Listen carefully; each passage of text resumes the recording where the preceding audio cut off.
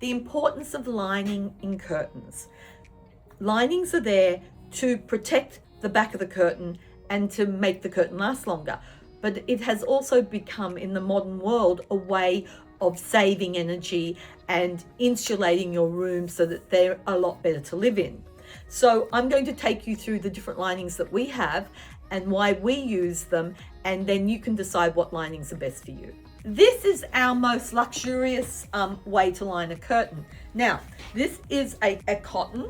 We have interlined this curtain. That means we've put a flannelette lining inside, a lightweight one, because we don't get the sort of vicious weather that they get in Europe. So we don't use a really heavy lining. We can if people want. And then we've got a cotton lining behind. Now, this is the sort of thing that you often do. You may have on the window also another protective sun blind, but this is a very luxurious making because what it does is it supports the fabric. So this is the sort of thing you do to very expensive silks and very good quality damasks and fabrics, moires, fabrics that you want to last a long time and that are very luxurious fabrics. And this is a way of preventing them from being sun damaged and keeping them a long time. And you're supporting the fabric, you're giving it some body, okay? A lot of hand sewing is involved and it's hand finished. The only thing that's machined is actually the lining hem. Now, moving on from there, a really great lining that surfaced about 15 years ago was a woven insulate lining. It is a woven lining, which means it doesn't have a coating on it. And because of it, it was woven and it was designed for snowfields. So it's very, very good for holding out extreme cold against glass. It also has some sound properties. It helps deaden sound. It's not 100% sound blockout, but it will help deaden. With interlining and this, you can get a lot of deadening properties going on.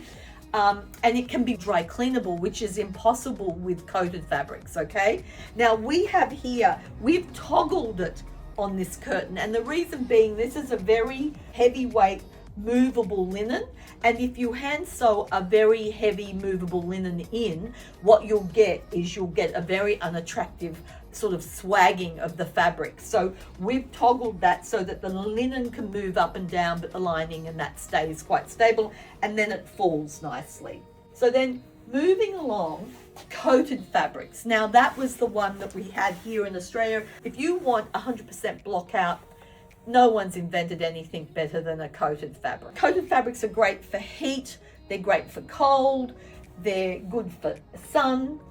The downside is they perish. And they're the one lining that I've had to replace in my career a number of times, them and cotton linings, but they perish, they discolor.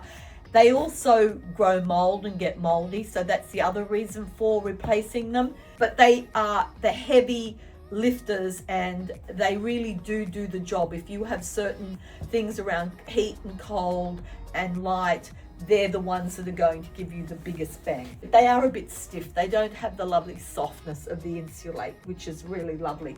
Now, the other thing that's surfaced in the past 10 years is a thing called a sunliner, which was to replace cotton in Australia. It's a woven synthetic fabric. It's light.